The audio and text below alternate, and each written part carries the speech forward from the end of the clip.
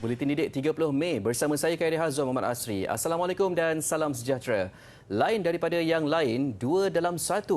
Itu antara reaksi dan komen pengunjung Majlis Jalanan Mesra Aidilfitri dan Hari Terbuka KPM 2022 di Putrajaya semalam.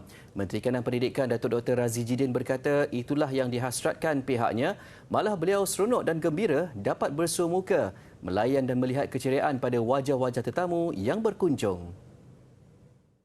Terima kasih saya ucapkan kepada semua yang hadir pada hari ini dalam jumlah yang cukup ramai, sekurang-kurangnya 25,000 orang hadir dalam program kita pada hari ini dari pelbagai lapisan masyarakat, seluruh warga pendidik, ibu bapa, anak-anak dan masyarakat sekitar yang bersama-sama bukan saja meraihkan Aidilfitri bersama KPM tetapi juga melihat apakah yang disediakan di dalam konteks kementerian ini di pelbagai peringkat. Beliau turut mengucapkan terima kasih kepada semua yang terlibat dalam menjayakan majlis itu. Pendekatan berbeza yang diambil KPM itu bagi mengeratkan lagi hubungan dengan masyarakat. Antara aktiviti yang diadakan, pameran, pertunjukan STEM dan persembahan dari pelajar sekolah. Datuk Dr. Razi juga berbesar hati menerima kunjungan kira-kira 100 murid dalam program khas ke pejabat beliau.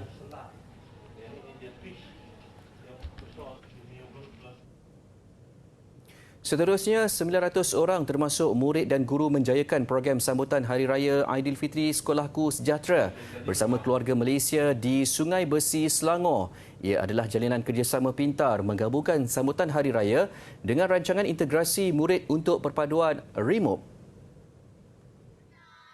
Program diadakan di Sekolah Kebangsaan Sungai Besi dengan turut dihadiri murid dan guru dari Sekolah Jenis Kebangsaan Cina SJKC Kuang Hon dan Sekolah Jenis Kebangsaan Tamil SJKT Sungai Besi. Lebih menarik, ia turut dihadiri tetamu jemputan daripada Balai Bomba dan Penyelamat serta Balai Polis Berhampiran, juga Persatuan Ibu Bapa dan Guru PIBG. Keterujaan jelas terpancar pada wajah murid-murid. Menurut Guru Besar SK Sungai Besi Adnawati Abu Hanifah, antara objektif sambutan menjadikan sekolah sebagai satu platform menyemai semangat keluarga Malaysia dalam kalangan komuniti. Pelbagai aktiviti dan acara diadakan, antaranya persembahan nyanyian lagu tradisional dan joget daripada pelajar, selain penyampaian hadiah untuk pemenang busana kebangsaan terbaik. Penglibatan murid dalam program pendidikan TV Pusat Sumber Sekolah TV PSS bukan sekadar sebagai bahan bantuan pengajaran dan pembelajaran. Secara tidak langsung, ia juga dapat meningkatkan keyakinan murid untuk mengendalikan sesebuah rancangan selain menanam minat murid dalam bidang kewartawanan. Sekolah Kebangsaan Patau-Patau Labuan antara yang menyahut cabaran menghasilkan pengisian berbentuk ilmiah dan perkongsian santai melalui TV PSS. Sejak beroperasi 2 tahun lalu, sekolah ini menghasilkan 15 laporan berkaitan aktiviti sekolah dan mini dokumentari. Kadang-kadang saya selitkan dalam pembikinan macam lebih santai lah, macam buat video klip. Kalau kita boleh tengok playlist TV Pusat Sumber Sekolah Patau-Patau, ada video klip apa tu macam lip sync nyanyian lagu-lagu perayaan. Okey. Dari 15 pelaporan yang dihasilkan, sebanyak 8 pelaporan mengenai aktiviti sekolah dan 7 laporan berunsurkan mini dokumentari. Okey, mini dokumentari ini yang lebih saya tonjolkanlah sebab saya suka dalam pembikinan mini dokumentari. Mengetengahkan murid sebagai pengacara dan wartawan dalam program, kebanyakan video yang dihasilkan berkaitan sejarah dapat digunakan sebagai bahan bantuan mengajar. Pendekatan berkonsep hiburan ini lebih dekat di hati dan lebih mudah diterima murid. Saluran ini juga digunakan dalam mempromosi keunikan dan keindahan wilayah Persekutuan Labuan. Kenapa saya fokus kepada tentang sejarah dan keunikan Pulau Labuan tu disebabkan oleh kurang sangat video mengenai keunikan tentang Labuan ni, amat kurang. Adapun 123 sajalah, begitulah, tidak banyak. Jadi, oleh yang demikian, saya mengambil peluang itu untuk menggunakan platform TV Pusat Sumber ni bagi memperkenalkan tempat tinggal kami, keunikan Labuan ni ke penonton di luar sana. Jadi, kita boleh tengok macam, rupanya Labuan ni ada geopark, ada sejarah, ada chimney, ada keindahannya yang cantik. Okay? Biarpun tidak melibatkan murid secara keseluruhan meliputi pengendalian kamera dan suntingan, sumbangan idea dan penlibatan mereka sebagai pengacara dan wartawan sudah cukup untuk membina keyakinan diri anak-anak ini. Secara tidak langsung, platform ini dapat mengembangkan bakat dan minat mereka dalam bidang penyiaran. Saya ini kurang murid yang berani untuk bercakap di depan orang ramai. Okey, di samping itu juga kita dapat asah bakat mereka, dan kalau macam mereka boleh gunakan bernyanyi sebagai aktiviti lah dalam laluan kerja mereka dalam bidang penyiaran. Macam kalau murid tu dia mau jadi pembaca berita, jadi apa salahnya kita mulakan daripada sekolah rendah. Sikit-sikit, lama-lama jadi bukit. Siapa tahu satu hari nanti TV PSS SK Patau-Patau mampu menjadi saluran program pendidikan yang unggul dan disegani. Ketika ini ia boleh diakses melalui YouTube dan TikTok. Selamat menonton. Penyalahgunaan media sosial kerap berlaku dalam kalangan remaja pada hari ini. Kajian menunjukkan golongan itu memperuntukkan kira-kira 8 jam sehari berada dalam talian. Ia seterusnya menyumbang kepada salah laku aktiviti yang berunsurkan fitnah sehingga mendatangkan kesan negatif kepada diri dan masyarakat. Menyedari hakikat itu, 6 pelajar seni kulinari Kolej Vokasional Keningau Sabah memanfaat penggunaan audio siar atau podcast. Melalui platform itu, ahli kumpulan yang terdiri daripada Fredo Fu Sayuyi, Adibah Maisarah Fahmi, Saliani Balakrishnan, Amira Natasha Ismail, Zail Ashraf Kusnadi dan Nuraini Warnito menyebarkan mesej positif dalam kalangan komuniti bagi menangani tuturan kebencian yang mengandungi unsur prejudis. Mereka membentangkan projek tersebut pada persidangan dalam talian SS International Social Sciences Congress pada 27 Mei lalu. Persidangan yang berpusat di Turki itu turut dihadiri delegasi dari pelbagai negara. Institut Pengajian Tinggi IPT disaran memperluaskan kerjasama yang lebih besar dengan universiti teknikal di luar negara. Ia bagi memperkasakan pendidikan teknikal dan latihan vokasional TVET melalui jalanan kolaborasi strategik yang memberi manfaat kedua-dua negara. Menteri Pengajian Tinggi Datuk Seri Noraini Ahmad berkata, bagi memperluas jaringan strategik antarabangsa itu, Universiti Malaysia Perlis UNIMAP telah menandatangani memorandum persefahaman MOU dengan Georgia Saki Technical University of Iași to Iași.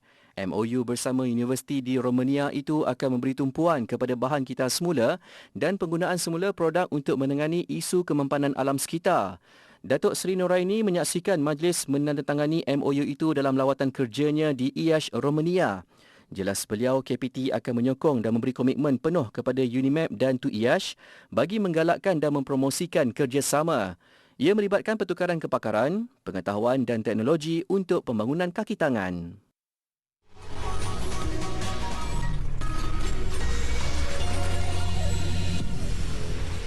Kembali di Buletin Didik. Dalam usaha menyantuni golongan yang memerlukan, pelbagai pertubuhan bukan kerajaan NGO terus menjadikan sumbangan sebagai keutamaan dalam tanggungjawab sosial termasuk Yayasan My Prihatin. Terbaru 2 pasang pakaian sekolah diserahkan kepada kira-kira 5,000 pelajar asnaf, golongan kelainan upaya dan anak yatim dari 20 sekolah di seluruh negara. Penyerahan disempurnakan oleh Sultanah Terengganu Sultanah Nur Zahirah yang berkenan mencemar duli hadir di Majlis Malam Prihatin Insan yang berlangsung di sebuah hotel di Ibu Negara. Menurut pengerusi Yayasan My Prihatin, Profesor Datuk Dr. Halimatun Hamdan, 20 anak yatim penghuni asrama perkaya dari Marang Terengganu hadir sebagai kumpulan pertama yang menerima sumbangan pakaian sekolah. Kita akan teruskan usaha ini untuk pergi ke Terengganu dan mengenal pasti beberapa lagi sekolah dan rumah anak-anak yatim untuk kita beri bantuan seterusnya. Dan kita juga akan mengenal pasti beberapa pusat di Terengganu untuk dijadikan pusat kemahiran jahitan di kalangan wanita muda dan yang kurang kemampuan tu, rendah kemampuan. Dan kita akan latih mereka di dalam bidang jahitan dan insya-Allah mereka akan gunakan kemahiran itu untuk menjana pendapatan di masa akan datang. Tambahnya, bantuan kelengkapan sekolah turut diberikan kepada pelajar asnaf, golongan kelainan upaya dan anak yatim seluruh negara. Projek bantuan kali ini dikatakan unik Berikutan pakaian sekolah yang diserahkan adalah hasil jahitan golongan ibu tunggal dan suri rumah kurang berkemampuan yang menyertai program Jana Ekonomi Prihatin. Projek itu turut menghasilkan pakaian peralatan perlindungan diri PPE sebagai sokongan terhadap usaha kerajaan dalam membantu memastikan keselamatan barisan hadapan. Umpama lepas geram, masyarakat Dayak di Sarawak mahu meraihkan sambutan gawai sepuas-puasnya di kampung halaman masing-masing selepas 2 tahun berdepan Perintah Kawalan Pergerakan. Bukan itu sahaja, sambutan tahun ini adalah pengganti kepada sambutan Hari Gawai Dayak 2 tahun terdahulu. 2 tahun menghadapi PKP membuatkan kerinduan kepada keluarga di kampung makin membuak-buak. Bagi Fanny Jitan yang mengikut suaminya bertugas sebagai anggota tentera di Selangor, kali terakhir mereka pulang ke kampung halaman di Katibas Song adalah pada 2019. Kali tahun terpulai ngambil cuti lama lah. Tu nak pulai gawai sebang lama tu. Kau pulai gawai susah sebab pandemik. Kali tu pulai gawai rasa happy. Rasa penat lelah semua nak raya lah. Kereta kira happy lah. Temu ngau belapai, belainai. Pada sembilan lah. Ngau tes rumah. Kegembiraan sama turut dikongsi Ketua Masyarakat Iban Tuai Rumah Jaruk Bungkong yang menyifatkan sambutan tahun ini pastinya lebih meriah dengan kehadiran penghuni di rumah panjangnya yang pulang dari perantauan. Senang hati aku untuk medak menua kita itu dah terus semangat menyikut kita Iban, terus semangat nak dengan awak nak kebuah. Aku gagal hati bakal tahun 2021 kami baruai aku itu 8 ekor, dia 3 ekor, dia 4 ekor, 5 ekor. Nah, oleh kalau damping pengendara. Apapun dalam suasana gembira, SOP bagi mengekang penularan COVID-19 tidak harus diabaikan. Suasana juga ceria menjelang Pesta Keamatan di Kota Kinabalu, Sabah. Kesempatan beraramaitai atau berhimpun di Hongkot Koisaan, Persatuan Kebudayaan Kadazan Dusun KDCA, dimanfaatkan sebaiknya oleh masyarakat Kadazan Dusun Murut Rungus. Tinjauan sejak awal pagi tadi mendapati Hongkot Koisaan KDCA Kota Kinabalu mula menjadi tumpuan dan dijangka bertambah meriah esok. Ia manifestasi sebenar keluarga Malaysia yang memberi peluang rakyat mengenali, memahami serta menghormati kepelbagaian suku kaum di negara ini. Saya tengok Maria, banyak sudah orang boleh masuk dekat sini di KDCA ini, dan yang tambah Maria, dorang ada semangat pakai baju kebudayaan untuk masuk sini dan dorang sambutlah perayaan pada tahun ini ya gitu. Saya rasa ini tahun paling syok.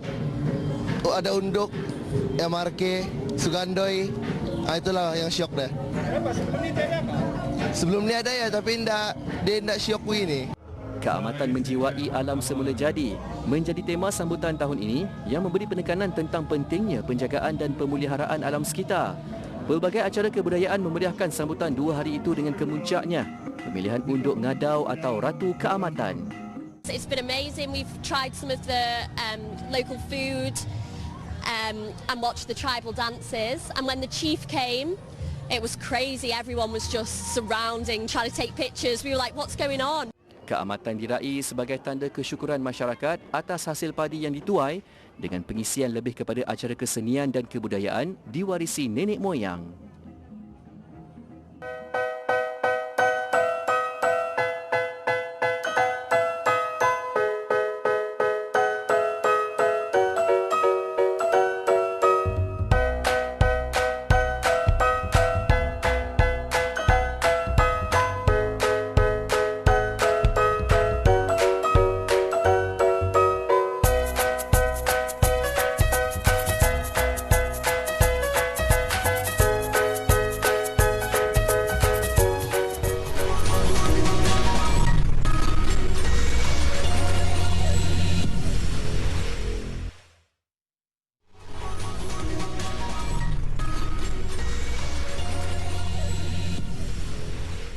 Jika di Melaka ada Baba dan Nyonya, di Sabah ada Dusun Tatana, salah satu rumpun etnik Kadazan Dusun Murut. Keunikan asal-usulnya persis Baba Nyonya masih banyak belum diketahui umum. Berpotensi memacu salah satu produk pelancongan tempatan.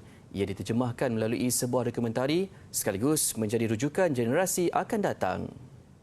Also known Sebuah dokumentari berdurasi 60 minit pakar merancangkan industri pelancongan sekaligus membuktikan keupayaan pengeluar industri kreatif tempatan untuk dibawa ke pentas global dan berpeluang memenangi anugerah di Festival Filem Antarabangsa.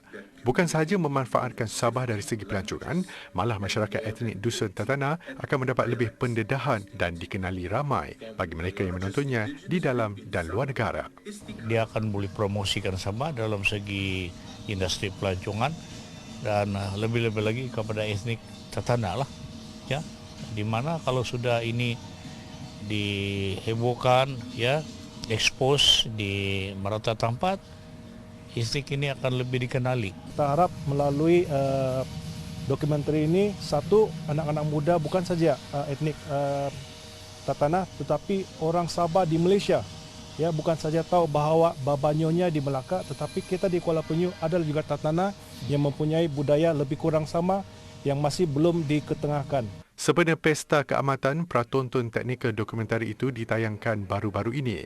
Ia dijadual ditayangkan untuk tontonan umum tahun depan sama ada melalui rangkaian televisyen tempatan mahupun platform dalam talian. Memacu perjalanan kreatif talent kita di dalam mengetengahkan produk ataupun macam contohnya di sini ini dokumentari lah, dan kita juga ingin melihat bagaimana kita boleh memberi peluang kepada pembikin-pembikin filem ini. The Inherent Tribe Tatana mengisahkan masyarakat etnik Dusun Tatana dari daerah Kuala Penyu. Kedatangan warga Cina dipercayai dari Guangzhou ke daerah itu sekitar 1870-an banyak mempengaruhi amalan budaya sub-etnik tersebut sehingga kini. Kisah itu didokumentkan berdasarkan kesusastraan tradisional dan cerita lisan terhadap cabaran yang mereka hadapi hari ini dalam memelihara budaya dan adat resam untuk generasi akan datang. Seorang guru memiliki bakat luar biasa apabila mampu melukis potret secara terbalik. Terbaru, Jeffrydin Sulaiman menghasilkan potret salah seorang anggota kumpulan Bangtan Sonyeondan atau lebih dikenali sebagai BTS. Bukan sahaja proses lukisannya secara terbalik, malah Cikgu Jeffrey menghasilkan potret Jimin dari belakang kanvas berbanding cara konvensional. Lukisan itu memenuhi permintaan salah seorang pengikutnya di TikTok. Cikgu Jeffrey menjadikan laman sosial itu sebagai platform perkongsian karya seninya, termasuk menampilkan pembaharuan dan kelainan. Beliau mengakui bukan mudah untuk melakukan teknik melukis sebegini yang memerlukan banyak latihan dan beberapa kali percubaan. Potret Jimin ini disempurnakannya dalam tempoh 40 minit. Umum tahu pelakon Tom Cruise terkenal dengan kebolehannya dalam aksi dan lagak ngeri. Sebuah artikel menyebut Cruise kali ini berjaya melakukan aksi terhebat sepanjang kariernya, menarik penonton ke panggung wayang untuk filem yang tiada adiwira. Ia selepas filem lakonannya Top Gun Maverick meraih jualan tiket $134 juta pada tayangan hujung minggu pertama di Amerika Utara. Untuk box office antarabangsa termasuk Malaysia, sequel kepada filem 1986 itu mengutip $124 juta, satu jumlah yang mengagumkan kerana tidak ditayangkan di pasaran besar seperti China dan Rusia. Secara keseluruhan, Top Gun Maverick sudah mengumpul $248 juta di seluruh dunia. Ini adalah tayangan perdana terlaris dalam sejarah karier Cruise selama 40 tahun. Ia juga filem terbaik dalam era pandemik selepas Spider-Man No Way Home, Doctor Strange in the Multiverse of Madness dan The Batman.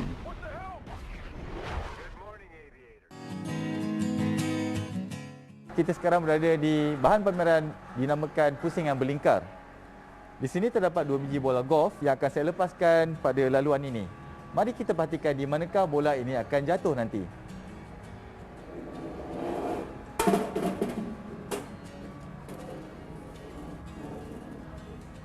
Bagaimana caranya untuk kita buatkan bola jatuh pada petak yang paling hampir, bukan paling jauh seperti tadi?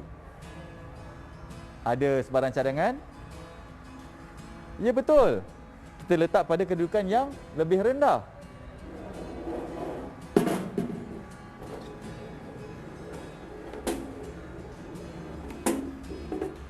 Apabila kita meletakkan bola pada kedudukan yang lebih rendah, secara tidak langsung kita juga merendahkan tenaga keupayaan yang dimiliki oleh bola-bola ini.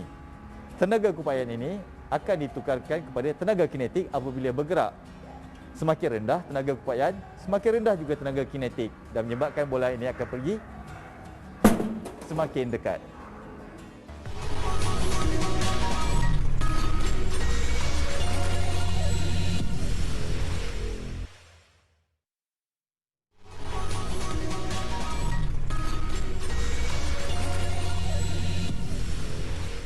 Sukan dimulakan dengan perkembangan hoki Piala Asia. Masih ada peluang buat Malaysia mara ke perlawanan akhir, namun dengan satu syarat, menumpaskan Jepun pada perlawanan terakhir Super 4 esok. Peluang Malaysia, Korea Selatan dan India masih terbuka ke aksi final. Malaysia perlu tumpaskan Jepun yang sudah tersingkir dalam perebutan ke perlawanan akhir sambil mengharapkan ada pemenang pada satu lagi perlawanan, Korea Selatan bertemu India esok. Pada pertemuan menentang India semalam, Malaysia mengejutkan lawan apabila mendahului dua jaringan menerusi pukulan sudut penalti Muhammad Razi Rahim minit ke-12 dan 21.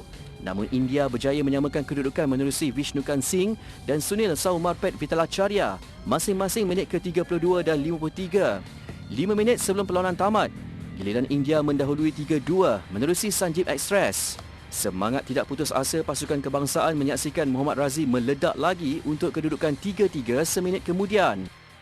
Yeah, we need to work a bit more on scoring, but the fighting spirit, I think we realise that. I think komen-komen ataupun supporters yang positif terhadap pasukan ni percaya yang we won't give up, we'll fight until the end, and we prove that today. Masih belum habis lagi sebab kita mempunyai perlawanan dengan Jepun. We are going to win that game. We'll go all out to win. We will win. Pertemuan Malaysia menentang Jepun dijadual jam 5 petang esok. Ke perlumbaan Formula 1 Grand Prix Monaco, pelumba Red Bull Racing membuktikan kehebatan di litar basah apabila menguasai 2 daripada 3 tempat teratas. Sergio Perez muncul juara mengatasi pelumba Ferrari Carlos Sainz, manakala rakan sepasukan Perez Max Verstappen di tempat ketiga. Hujan lebat memaksa penganjur menunda perlumbaan seketika. Pelumba turut diberi peluang untuk menguji keadaan litar menerusi Formation Lab dan sebaik dilepaskan, rata-rata mereka mempamerkan aksi cukup berhati-hati berikutan trek yang licin.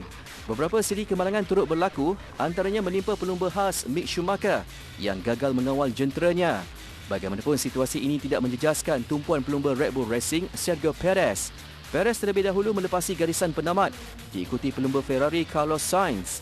Seorang lagi pemandu Red Bull, Max Verstappen ketiga untuk mengukuhkan kedudukan selaku pendahulu keseluruhan dengan mengumpul 125 mata. Red Bull Racing turut mengungguli carta pengeluar dengan 235 mata. Perlumbaan seterusnya ialah GP Azerbaijan di litar Baku 12 Jun nanti. Karya seni gergasi menggunakan ribuan bahan plastik terpakai mengakhiri buletin didik. Ia hasil usaha seorang aktivis dan artis di Jordan yang mahu menggalakkan orang ramai mengitar semula. Saya Kadir Hazom Muhammad Asri. Salam hormat dan Assalamualaikum.